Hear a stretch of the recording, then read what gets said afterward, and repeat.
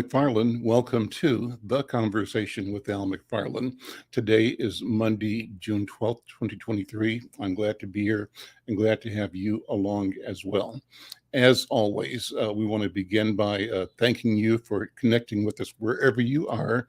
And we want to invite you to tell everybody you know that an important conversation is about to go down right now, that they should join us as well. Really, we want to increase our listener base and our engagement base by growing subscriptions. We stream this program live across several platforms, including the YouTube page of the Black Press of America, Black Press USA, including the Insight News MN YouTube page. We stream it across 3 Facebook platforms, one for Black Press USA, one for Al McFarlane, my personal page, and another for Insight News. And we stream the program live on Twitter and on LinkedIn. So wherever you are, we appreciate you for checking us out, for listening, for monitoring. Let us know where you are. Send a note in the comment section, shout out, let people know where you're connecting from. And do me the personal favor, and that is to go over to the YouTube Insight News MN channel. Subscribe, like, and share. We want to build our subscription base to 1,000 as soon as possible. And the step you take to be a subscriber moves us in that direction. We thank you in advance. As always, we promise a robust conversation. We want to begin by thanking and mentioning our friends over at the Minnesota Health Department, who want to remind you that health vaccines are still available, and it's important to get vaccinated and to also take advantage of basic health checkups. There's an event coming up, for example, tomorrow from 4 to 7 at the Fridley Fire Department. You need a health checkup, vaccination. Tomorrow's a good day to do it. The number for information, 651-304-6145. So there we go. Well, today I want to begin with the hot topic. It's an interesting one. In today's edition of Insight News, there's an article by our columnist, Chuck Hobbs. Actually, this was Friday's online story, but the story was entitled Trump's Latest Indictment and Cornel West's Praise for Ron DeSantis. Hobbs is a lawyer and columnist based in Florida. He said yesterday, this was actually written again on the 9th of June, former President Donald Trump, the only twice impeached commander-in-chief in the U.S. history, became the only twice indicted president in U.S. history, following his own revelations that the Justice Department has informed his lawyers that he must surrender next Tuesday, tomorrow, in Miami on a 7-count indictment in federal court. So at the time of writing, he said it was too early to take a deep dive into the charges and evidence that will be presented in this latest indictment, but the indictment alleges that he kept classified documents in violation of the Espionage Act after he left the White House. And the article says that the indictment lays out a bizarre state of affairs, which in total find the Republican frontrunner for president facing a state prison sentence for fraud in New York, a federal prison sentence for mishandling classified documents in Florida, and still facing pending indictments for inciting the January 6th MAGA riot in Washington and for election tampering in Atlanta, Georgia. So it's a good article, a good read. Check it out. Go to insightnews.com. It's an article by Chuck Hobbs. He also mentions in this the announcement that Cornel West is showing let me just read it to you. He says, Dr. Cornel West for president, question mark. He said earlier this week, Dr. Cornel West announced he'll run for president as a candidate for the People's Party next year. He says West will lose just as third party independent candidates like Jill Stein and Ralph Nader and Ross Perot famously lost over the past 30 years. But he said he understands the wishes that many Americans have that the two-party stranglehold on national politics gets broken, but wishing and getting are horses of a different color altogether. He said, when I was a kid, I wanted to fly like Superman, but was wise enough to know if I jumped off the roof of our house that my head would crack like an egg when it hit the concrete. The same holds true for those who are attracted to Dr. West as a viable alternative. Trust he is not. Well, check it out. Interesting. And, let me know if you got thoughts, comments on that particular item, on Cornel West's announcement that he's running for president, or on the newest indictments and the newest, responses by former President Donald Trump. Drop a note in the comment. I see that Brother Powers 96, this is cool, says that he's checking in from Texas, but also that that Trump will be claiming political asylum in Russia, and that Dr. West needs a hug. Good comments, brother. Thank you. If you got comments, feelings, thoughts, drop them in. We want to share those with our audiences as well. Well, for today's program, I'm pleased to have a couple of wonderful guests today. One I know quite well and worked with before, one I'm meeting for the first time, but excited about the connection. Brooke Roper is joining me along with Dr. Dan Trajano. Brooke is a mom, a mother of a child with asthma, and she's been an advocate for her child's safety and health, as well as the safety and health of all children. And particularly, she's excited to talk about the electric school bus initiative that has gained some traction and momentum.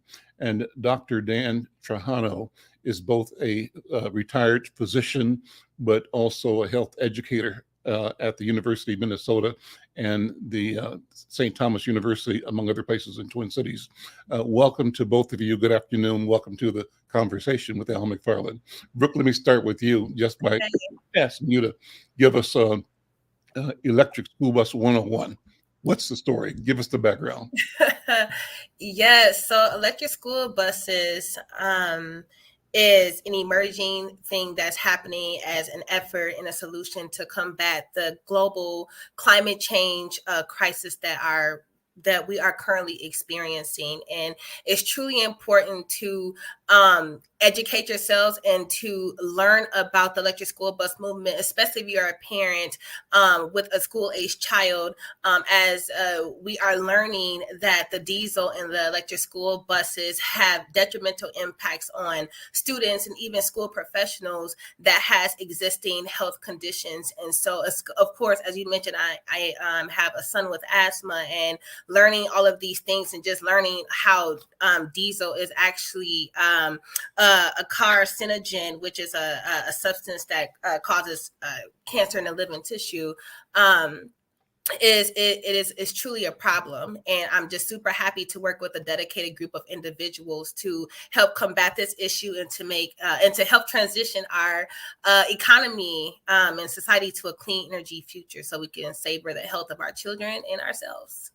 Is it, Brooke, that most buses now are fueled by diesel or regular gas, or what's the difference? And you mentioned that diesel in particular is a producer of carcinogens that have a detrimental health impact. But how are most school buses fueled? Is it just regular gas, or is it diesel? And is there a difference? Are they both bad for you? Well, I can, if my co would like to answer that, Dr. Trajano, he has more information on that one. But yes, but most buses are fueled by diesel. Most traditional school buses are. So. Well, let's go to Dr. Trajano. Good afternoon.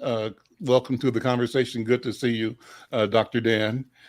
Give us some education. Give us some science. What, as a physician and as a healer, what are you bringing in terms of knowledge, information, and what you seek to create in terms of the public awareness and embrace of positive policy and practices that sustain and promote health? Yeah, and Brooke says it absolutely right. And it's been such a pleasure to get to know Brooke and her son CJ, and actually hear Brooke's story of when CJ was riding in a diesel bus and his asthma flared up. That is absolutely true. It is so well known in the medical literature that these types of emissions that come out of diesel engines, or gas engines for that matter, but diesel is particularly harmful because they have a lot more of this, what they call particulate matter, small particulate matter that actually gets right into the lungs. These kids inhale that. And from there, it can actually pass right. They're so tiny that they pass right into the bloodstream and cause all those systemic effects like cancer. But they are direct lung irritants. So it's not a surprise that when Brooke's son CJ rides a diesel bus, his asthma flares up. It happens all the time. It is well known that that is a lung irritant. But beyond that, those pollutants from diesel engines actually get into the bloodstream. They can cause all sorts of systemic effects like cancer. They are known carcinogens. They lead to higher incidence of heart disease, birth anomalies in pregnant mothers. And there's some association with mental impacts, can't concentrate as well, or long-term, if you're exposed to these things, having dementia or Alzheimer's disease. So many effects of diesel. And then when kids are riding in a diesel school bus, the amount of diesel emissions and particulate matter pollution that is in that bus can be 15 times higher in some of these older buses. And these developing kids are breathing that stuff in to and from school every school day. So when I first heard about this, and I said, well, I'm not sure. I haven't heard a lot about this. I started to do the medical research, and I said, yeah, I am absolutely sure we need to do this. And we need to focus first and foremost on communities that really deserve this most. The communities that suffer the most from pollution already or from environmental injustices. That's where we should be focusing to get these first electric school buses in those school districts. Well, let me ask you both. How did our collective either desire for convenience or collective ignorance put us in a position where we are killing our children or harming our children by choosing transportation systems that we know or we have learned have a health risk for children? How did it happen? I know it's looking back, and hindsight's always 2020. But Doctor, what would you say was the progression that led to us adopting and embracing this technology? Did we know the risk? And as we have learned the risk, how are we changing? Yeah, I think, did we know the risk? Transportation is really important, and we need to, find ways to get kids accessible to the schools, and school bus transportation is provided by most every school throughout the country these days. So having a school bus is really important. Now, did we know, the risks, or did we have solutions to those risks that we do now? Yeah, sure. As we understood and started to measure these things and see impacts medically, we know and have known for probably decades that diesel emissions cause problems. There have been some things done to diesel buses that sort of prevent a lot of those fumes from coming inside the cab since I think 2010 or 2011, and that has significantly reduced that exposure in kids. But now we actually have zero emission electric school buses and technology available to make sure they get zero exposure when they're riding to and from school. So I think we've sort of progressed to a point where, yeah, we now have the means and the technology and also lots of infrastructure investment in actually transitioning to a much better way to transport kids to school than the old diesel buses, which we still have 2,000 of those, over 2,000 of those really old buses, the worst buses on the roads in Minnesota today. Newer buses, yeah, they do have those cab filters, and you're not getting as much exposure. But now we have zero emission. There's no tailpipe in an electric bus, so kids will get zero of that exposure to that pollution. So that's where we need to move to. Brooke, tell your personal story. Dr. Trajano talked about how important it is to understand the personal impact. And you've got a story with your son that talks about his exposure by being a passenger on a diesel fueled school bus. Tell that story if you would, Brooke.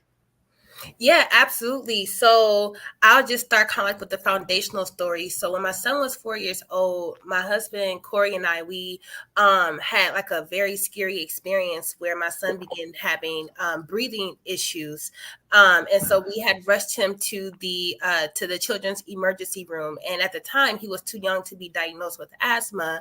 But when he arrived, his oxygen level was low. And he needed to, go on the nebulizer machine to help get his oxygen back up.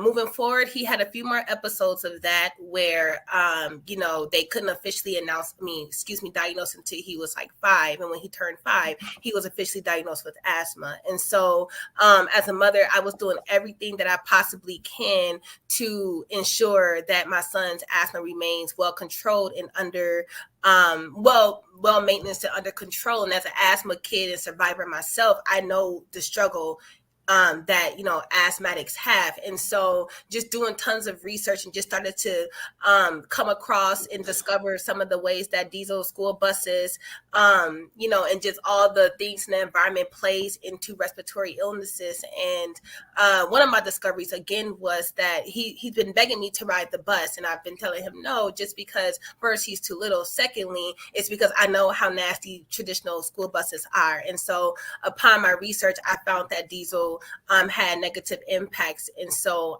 he had ridden the buses for like field trips and like a few different things like during the summer, activities during the summer. And I just noticed how different his breathing was when he got off of those buses. And then So just even limited exposure. He wasn't riding every day. No, he was but not. Even limited by events and special activities, and an immediate impact on him. Yes, immediate impact on him. Yes, because my son's a smaller frame and he's smaller, but he's tall. And I noticed that right away. A parent knows their kid, and so just like his breathing, his coughing, just he like that small wheezing. And I know that we had to get him on his nebulizer a few times after that he did ride the bus, right? And so and I know that it didn't show up right away, but it was showing up later, like in the evening time when he had got off. And then it did show up a few times after he had got like directly off the bus. And I said, yeah, this is not right. So I just wanted to ensure that I was doing everything that I could possibly can as a new school mom to combat this, because he keeps begging me to ride the bus. I know he wants to ride the bus with his friends, but he's too young to understand that the reason why he can't is because it will impact his health. And so that's why I'm a true rider for the electric school bus movement, and ensuring that school districts are encouraged to transition to electric school bus fleets, because it really does have a negative impact on our children, especially our Black children. Well, talk about the movement. Thank you for that story. Talk about the electric school bus movement. Describe, and you have already, but build out on what you said about the growth of the movement. And you've had some recent victories as a movement, in that you've effectively garnered some state support out of the recent legislative budget to promote and support electric school buses. Talk about that, if you would. Yeah, so I had the pleasure of working with a few different organizations to testify in front of the Senate to allocate funding towards electric school buses, and it was a wonderful experience just learning about all the different ways that folks are contributing and working hard behind the scenes to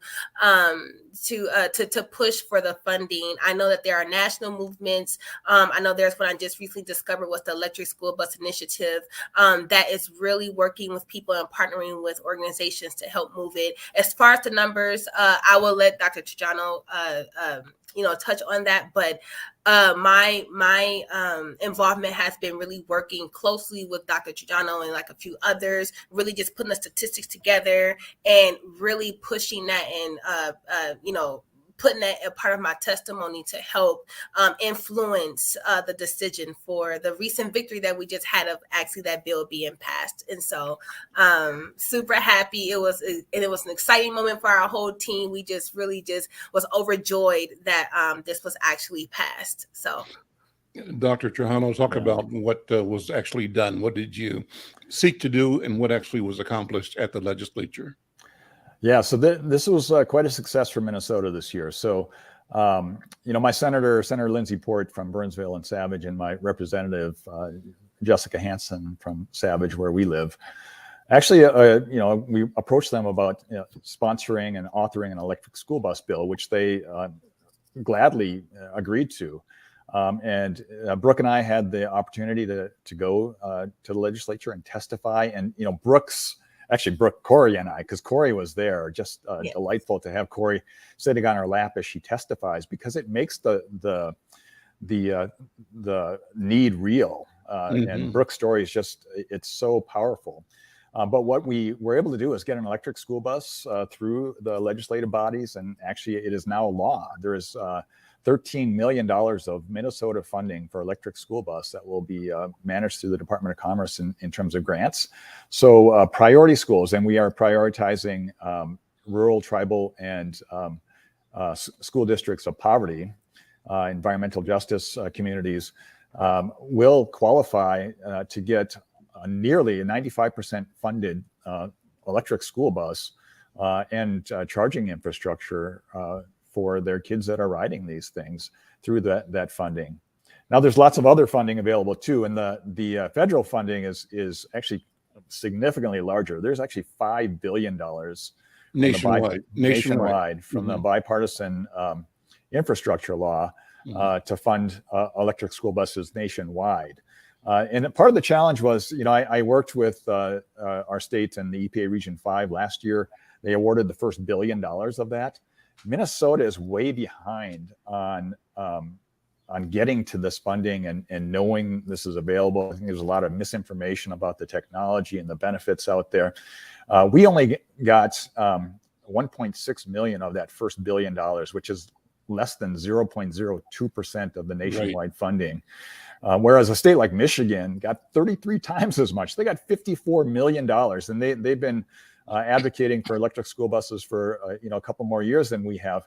But they got 138 buses. Minnesota got 4 electric school buses out of that funding. So we need to catch up to other states that know the benefits of this, have been spreading that word around. And this legislation that was just passed, I think, is a step towards that. But we need to get the word out to particularly the schools that should get these buses. So the state's putting up, is it 21 million? Is that the number? 13 million. How many buses will that buy? Will that support? That should be about 30 additional buses. Okay. It's a start. It's there's actually 13,000 diesel buses in the state, but and my hope is that the prioritization will truly work. We'll get these in the hands of the most needed school districts, the most deserving school districts. Okay. Yeah. Let's see. And so the goal, what would be the optimum, considering what Michigan got, as you develop your network and awareness in Minnesota, what do you envision could be coming towards our state from the federal level? What do you think? What's your target? Yeah. So here's what's going on right now on the federal level. There'll be another $1 billion in 2023. There's currently an open grant application, and $400 million will be awarded. That grant application closes at the end of August. My hope, and these are for larger grants for up to 100 school buses, a transportation company or a large school district, or a conglomerate of multiple school districts could actually apply. 100 buses translates to what, $30 million? An average bus costs somewhere between $350,000 to $400,000. So you're talking, plus they pay for chargers. So it could be north of $40 million. Okay. But it could be an application for 15 to 100 buses. So smaller school district could say, we could apply for that. My hope is that we have the resources for these communities to help them apply for these funds. It's a competitive grant. And I know, there's probably a lot of Michigan schools out there saying, we're on top of this. If Minnesota can catch up to that and we can actually get at some of that money this fall. And then in the in the fall, there'll be another application for a rebate program, another rebate program, $600 million rebate program. And my hope is many more schools in Minnesota will apply for that. That's a kind of a rebate lottery. And if you apply, they don't look at scoring. It's actually, if you're a priority school district and you apply and they pick your lottery number, you get up to 25 buses you could apply for that. And I know Minneapolis did apply for a couple of buses last year.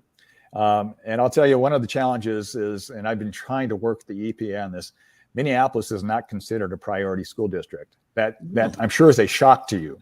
Yeah, it is a shock. Yeah, and so the EPA criteria is that 20% of the student population needs to be in a household of poverty. Minneapolis is about 19.2%. Okay. And because of the large district and sort of you have communities of poverty, like 70% poverty in some of these neighborhoods or 50% in other neighborhoods, but they also have wealthier neighborhoods that sort of offset the entire school district. So we need to change that. In the legislation in Minnesota, we actually lowered that level. So schools like Minneapolis, schools like Brooklyn Center, and with environmental justice communities can actually get after some of that Minnesota money. But we're trying to work with the legislators on saying, hey, we got to work with the EPA to change the criteria. So districts like Minneapolis can actually qualify to get some of that $5 billion. So we're doing some efforts on that end too. Brooke, how important is it to educate our community, the Black community in particular, but other communities of color and other indigenous communities? How aware are we as parents, as residents, as taxpayers of the consequence, number one, the impact that the diesel has had on our families, and how aware are we of the potential that with knowledge, we can organize, mobilize, and lay claim on resources that can help us eliminate or reduce the impact, the use of diesel, particularly in the transportation of our children. What would you say is the level of awareness broadly, and what are you trying to do to expand that? I think the level of awareness is low, to be completely honest, especially in the Black communities. As a rising climate and environmental justice leader, the rooms that I'm in are majority white, and that signifies a problem to me, where there are not a lot of Black people at the table, especially in Minnesota, that are a part of these conversations, or at least community members. I won't say a lot of Black, but at least community members that are a part of these conversations. And I am a person who is a researcher. Well connected, and I know, a lot of things. And if I didn't know about the diesel until I had to actually go find it and actually for something to happen to me, to my family, in which we had to, which we were introduced to all this information, there are plenty of families who probably are going through the same thing, who probably don't know where to start, or who don't have this information available to them. And so my goal and my priority is to really raise awareness on the impacts of climate and environmental injustice within our communities, because it goes way past transportation. It goes way past just diesel. It's about the communities that we're living in, and the districts that we're living near, that these buildings are shooting all of these toxins into the air, which we are inhaling, which is impacting a lot of our elders and a lot of our members of the community who have existing health conditions. It's way deeper than just the electric school buses. And so the thing about it is when there are events, when there is information, conversations, anything that's being shared around climate justice or environmental justice, or just in general, the conversation, please get involved. Make sure that you're doing your research. Just start to look up the climate. What I start to do with my parents' phone is take their phones and just type in climate, right? And the algorithms will do its job, that would just start showing them information on their phones about climate and just getting people aware of what's happening, because this is a conversation that we absolutely cannot afford to be left out of. This is an all hands on deck crisis that is happening, and that will disproportionately impact the Black community if we do not step up. We cannot allow anyone else to create the solutions. We absolutely have to be a part of all those conversations. And so just even when you're like talking to your real estate, or your realtors or your car salesman, asking them, what type of compliance will I need to be abiding by in 2024, 2025 to support with our state transition into clean energy future? You have to start asking those important questions, because what's going to happen is that you might get into a car loan and your car might be out of compliance within the next 2 or 3 years, because our world is progressing towards a zero emissions future. And so you have to be knowledgeable. You could be at a financial disadvantage or at a loss if you've invested in a gas guzzler, and something that's detrimental to the environment. And in 3 years or 5 years, what you put your money into is going to be either not illegal, but it could be taxed to offset the cost and the damage that it's doing. That means money out your pocket because you didn't know, right? Yeah. So let's talk about that for a minute. I'm just so concerned that in many areas, our people have been discouraged from thinking that we have a seat at the table, that our voices matter. And we have always considered certain things because of how they're reported on or talked about or presented in media as white folks' business, not our business. We have tended not to see ourselves or describe ourselves as environmentalists, though that's what we truly have been, because our relationship to this country is a relationship with the land. Our presence here was forced labor, enslavement, by and large.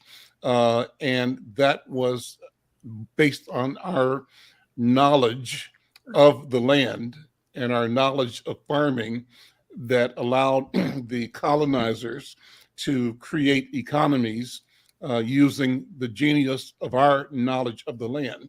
Now, over time, as mechanization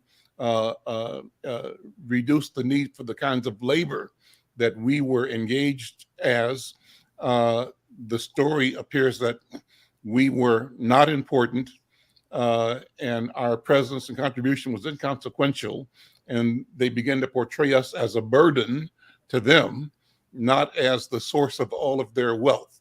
And so the consequence of all of that, Sister Brooke, I believe, is that the public image of being concerned about the environment, about the science, the technology, is kind of reserved as something that, educated, college and trained white people do. And it's like playing polo or being a yacht person, right? It's the domain of the privileged. And we get questioned often when we try to think about or articulate our thoughts and or our interest. And the questioning really comes when we say, you know what, this problem has a revenue stream associated with it. And we think that, as you said, we need to be part or be the solution when it comes to our space and our lives and our neighborhoods. And when we then put ourselves in position to lay claim on the revenue resources to address the problem, people question our intent. What do you think about that? What question our intent? Yeah, I mean, so here's my thing right here.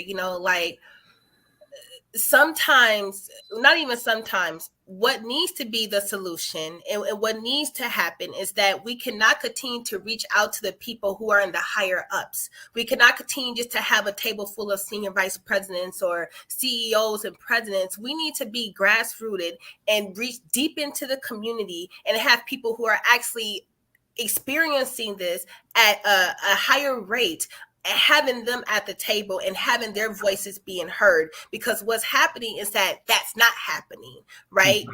We need to ensure that the people who are truly, inhaling these air toxins, or who've been in a North Minneapolis resident for so long, are truly the ones who are a part of the advisory councils, or just having more intention with going to a church after church, setting up a table at the church, or just at a Juneteenth celebration, or either at, your local, National Night Out, having a table in these communities, inviting people, letting them know what's going on, because that's where you're going to really draw people in. If you're looking to just try to reach out to people on Facebook, you're not everybody's friend on Facebook, so everybody's not going to get the information. So intentionality has to be at the forefront of the recruitment efforts to get more Black people at the table, because we are disproportionately impacted.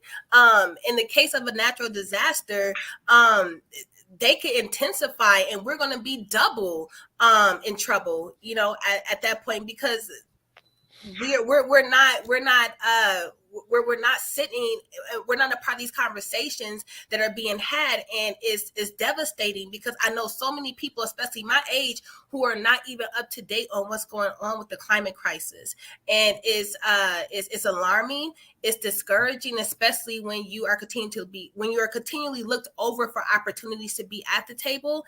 And now it's just time for us to say, you know what, you're not going to invite us, we're going to just build our own.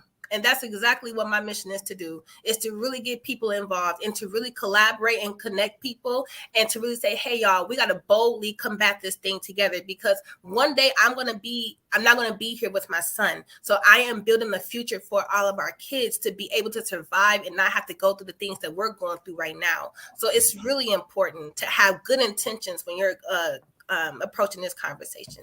Dr. Dan, what do you think? How do we continue to mobilize into, I call it, creating a public mind? How do we both change the mind, but establish and project the will of the people and the benefit, the desire of the people for health? How do we do that? Yeah, I so much appreciate Brooke's passion about it, because we can't do this without the grassroots and the people in the community getting fired up about it, like Brooke. So that is absolutely true.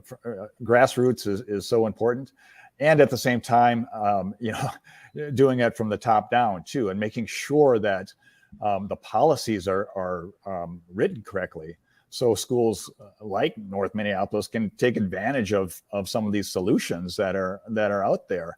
And I want to make sure that the priority criteria is there, but we have to get the community engaged to say, yeah, we need to go and apply for that funding for these electric school buses. That's going to help our kids' health. It's going to help them academically. The studies show that. And it's going to help them financially, because if you get a free electric school bus, or 25 of them, each and every one of those buses saves $4,000 to $10,000 per year in fueling and operating costs that can be funded back into the schools in the community. So we have the policies written correctly. So yeah, Minneapolis can apply for some of that $13 million, but we have to get the community to the table to say, yeah, let's apply. Let's get the school fired up about this and understand it. Mike V is a regular listener, subscriber, participant. Thank you, Mike V, for your questions. One, you said that your concern is that most of the districts that compete don't necessarily have the grid infrastructure to actually charge a fleet of buses and passenger cars to keep up with the demand. And as I understand it, the grants that you have will include support for creating the grid. Is that correct? They will include support for the school or bus transportation side of that grid. What is lacking, though, is support on the utility side of that grid. There's no funding for that. So it's really important to have schools up front partner with the utility that is going to power those buses. There's a lot of advantage for utilities too. Right? There's actually a pilot that was just done in Massachusetts with several electric buses, because the utility can actually use the battery power. These buses are equipped with a technology that they can actually draw the battery power out during peak times and actually sell that electricity. So think about a school bus that's not being run in the summertime, when the air conditioners turn on and they usually need to power up a peaker incinerator or plant or something to get that electricity, they can actually use school bus power, and the school sells that back. And in Massachusetts, they're getting like $10,000 extra per year in revenue by selling electricity back to the electric company. But yeah, there's a grid issue, and the utility company needs to partner with those schools really closely. Mm-hmm. Yeah. Well, Mike V also said that one of the challenges for our community, for Black and Brown communities, is digital poverty. And that's a question of access to information. That's one of the challenges of how do we mobilize our people? And the digital strategy is one you've mentioned, Sister Brooke, that is important, but using all available tools and platforms to create a discussion. I always go back to this idea is our mission has to be able to create a public mind. How do we actually, with intentionality, create a public understanding so that the objectives and the policy and the procedure that we know is healing and healthful, that sustains health and actually sustains economies, is the order of the day. I remember, back in the 50s, I don't think you guys were probably born yet, but back in the 50s, it was common. I grew up in Kansas City. You drive down the street and you maybe going 30, 40 miles to the next town or whatever, and you have some food in your car. Could be, fried chicken you carry for the trip or whatever, or box of crackers, and you eat your stuff and you throw the stuff out the window. And it was common. And the idea was that the space is wide open and you can throw anything out your window. And America got trashy, filled with trash, because people just didn't think about, the damage they were doing to the environment by throwing stuff on the highway. And as a consequence, the government entered into a massive campaign to encourage people to not litter, an anti-littering campaign. And over a period of time, I'd say less than a generation, the public mind is that it's not a good idea to throw stuff out your car and to leave stuff in the street. And people, I think, have become wired differently. I call that creating a public mind.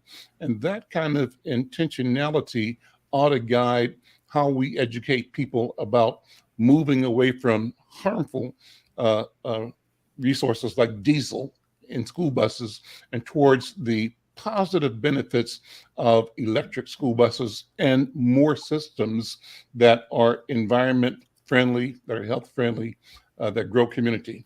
So I think, this is a great conversation. I think your work is really great. Let me ask you, Dr. Dan, we were clear on Brooke's passion, her leadership. What else can we do in community to support her and to support each other in building the public mind that I'm talking about? What do you think, Dr. Trajano? Yeah, for me, I teach part-time, but I have a lot of extra time to volunteer on these issues. And I think, if you have time or if you have a story to share like Brooke and CJ, you may not even realize, your kid's asthma is being impacted by the school bus because you can't see those fumes. But school started, my kid's asthma. Get involved. There is plenty of groups out there. If you're a health professional, I volunteer with health professionals for a healthy climate. You can look them up on the internet. The 100% Clean Energy campaign really helped us in craft the bill that was out there. If you want to contact me, you can contact me at pophealthconsulting@gmail.com. That's all one word, pophealthconsulting@gmail.com. And Brooke and I can get you connected with opportunities to step into that space for sure. We're down to about 4 or 5 minutes, but I wanted to have you both talk about your personal stories a little bit. It's kind of like the elevator speech. Brooke, I'll start with you. And the question is, what's your background? Where are you from? Who are your people, right? And what is it that has poured into you the commitment and the stand you're taking on behalf of our people, on behalf of justice, on behalf of freedom? What is it that makes Brooke Roper? Okay, so first and foremost, I'm from the north side of Minneapolis, Hey, north what's side up? for life. But really though, I have a strong background in like youth development and criminal justice and executive leadership and entrepreneurship, and just through my discovery and through my skill set, I'm really just my priority is really just to revolutionize the narrative for Black community and Black culture, and to do that in a very collaborative way with the hidden gems in the hood, from the all the way up to those presidents and CEOs. I just want us all to connect to be able to move this forward, because it's all going to benefit us. And what they know about Brooke Roper is that I'm going to continue to push.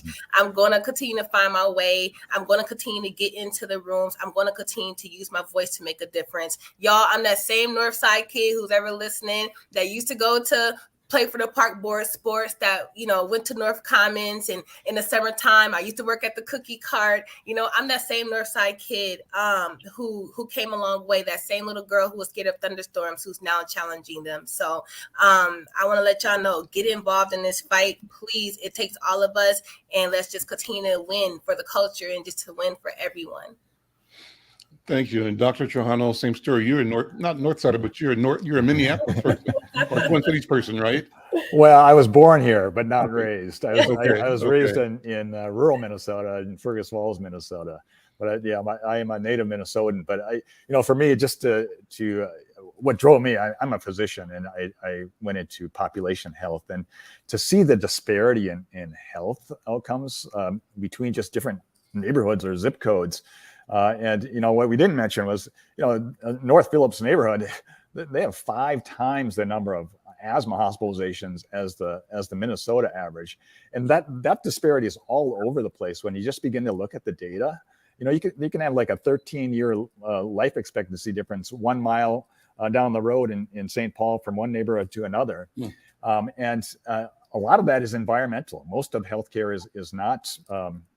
Health outcomes is not from the healthcare system. Most of it's environmental, and we're called determinants of health, social determinants of health, and education, and poverty levels, and the air we breathe in a school bus.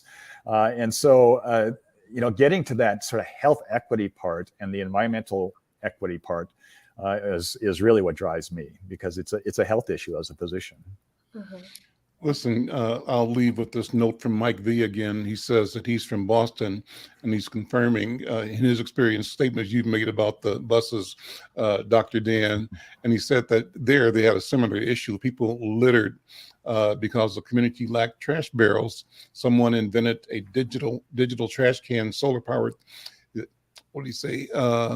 4G connection that tells the city to pick up the trash bin that's full. So technology, Nice. if we get on and start being creative, we can change things and make it make sense for the future. And we can also, I think, get into the revenue side of healing and of health. Yes. Final word, we got about a minute, Brooke, and then Dr. Dan. You know what? I'm with Dr. Dan. Listen, the health equity part is so important to me. I really want our people to get healthy, and I really want our people at the forefront of this change. And I want our people to be just at the future. We are the future people. And so I love us. I love us, y'all.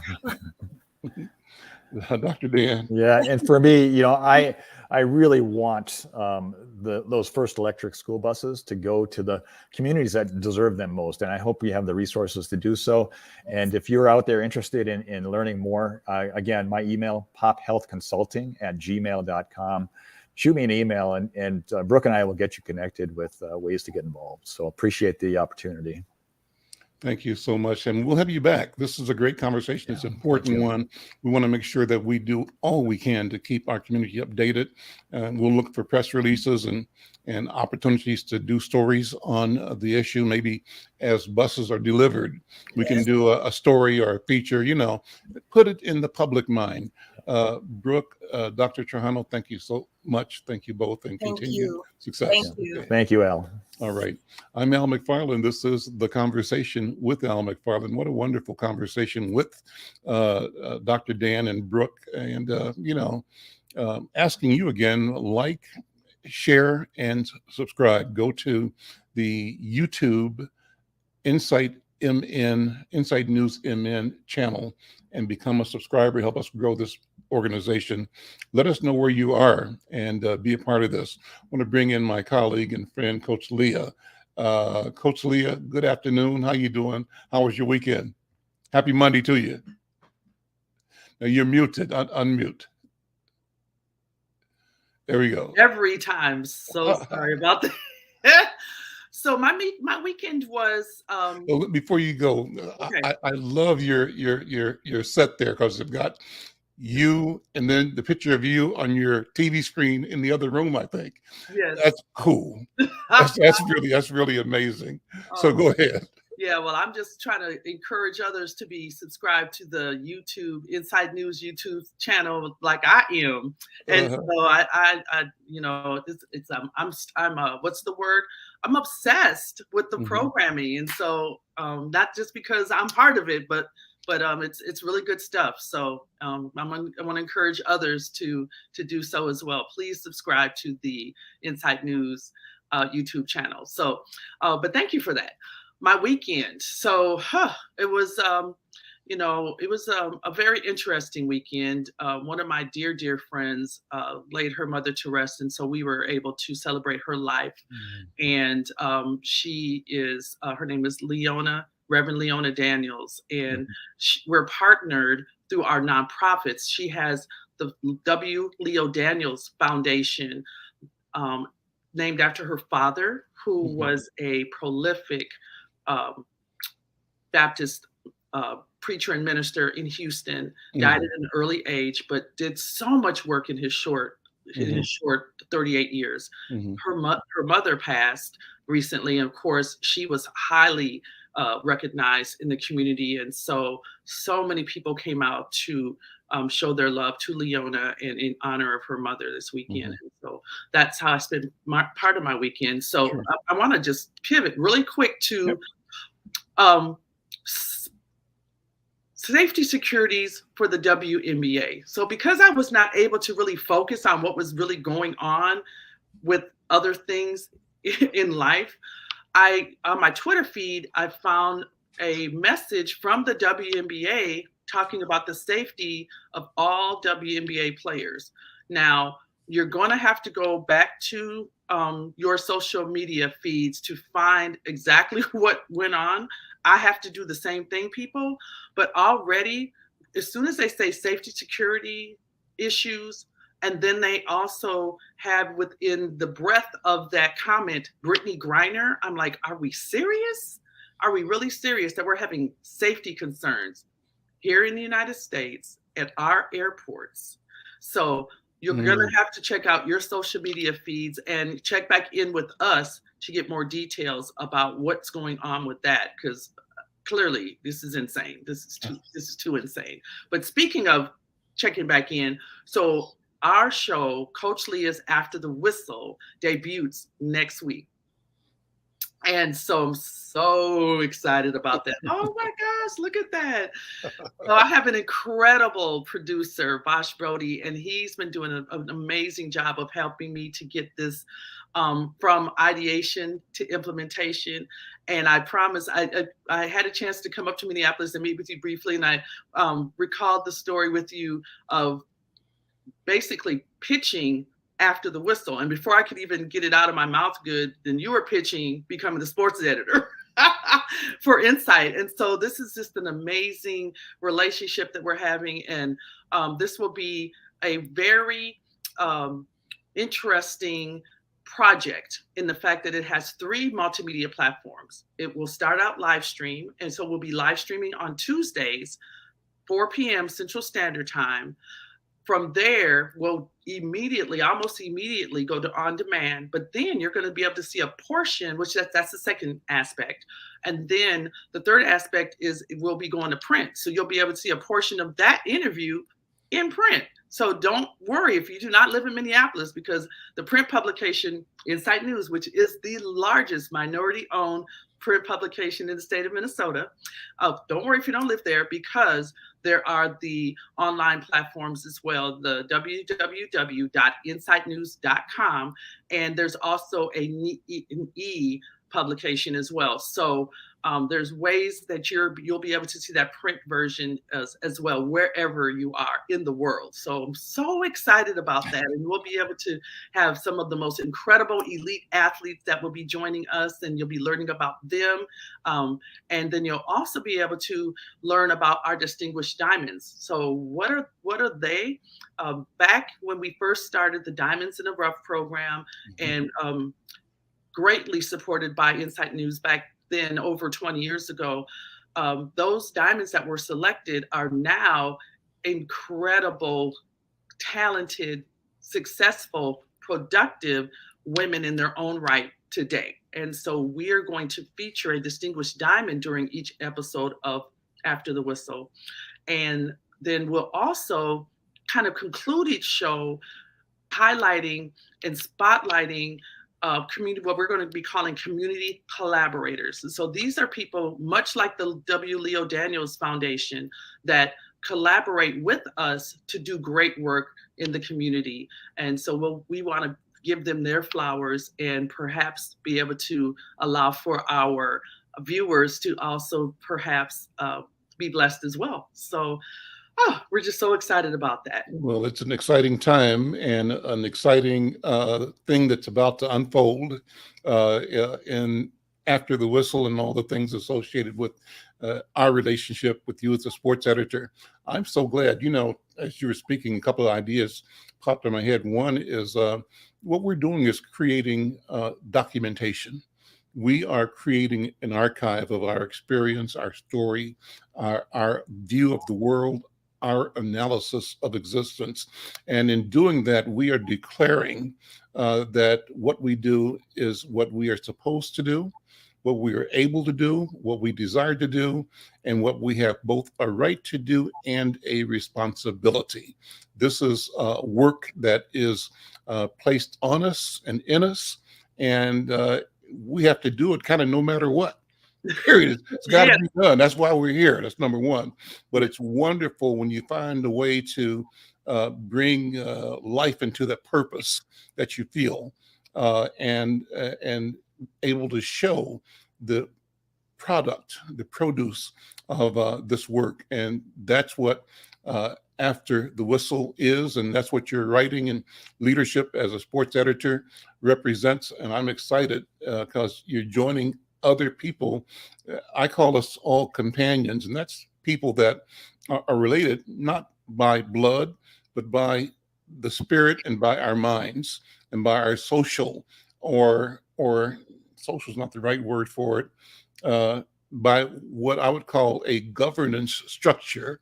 Yes. And that is our commitment to some principles for sharing, for growing, for being responsible, and for being accountable to each other, and for the preservation and the growth of knowledge, for innovation, and for building a future.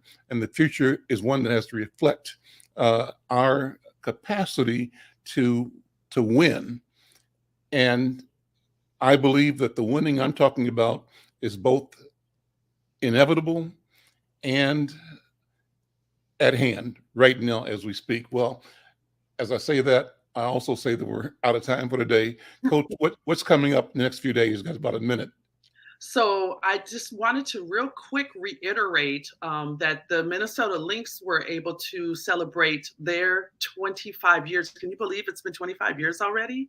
And during their 25th year anniversary, several of the Lynx came back to grace Target Center and Center Court. So if you want to know who they are, again, tune into our print publication, and in that way I'll be able to tell you more about that. And they retired Sylvia Fowles' jersey as well.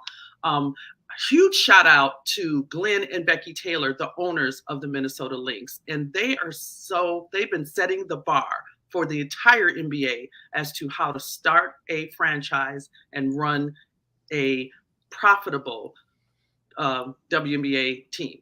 And we got to go. Listen, Coach Leah, we'll see you next time. I'm Al McFarlane. This is The Conversation. Check us out tomorrow. Bye-bye.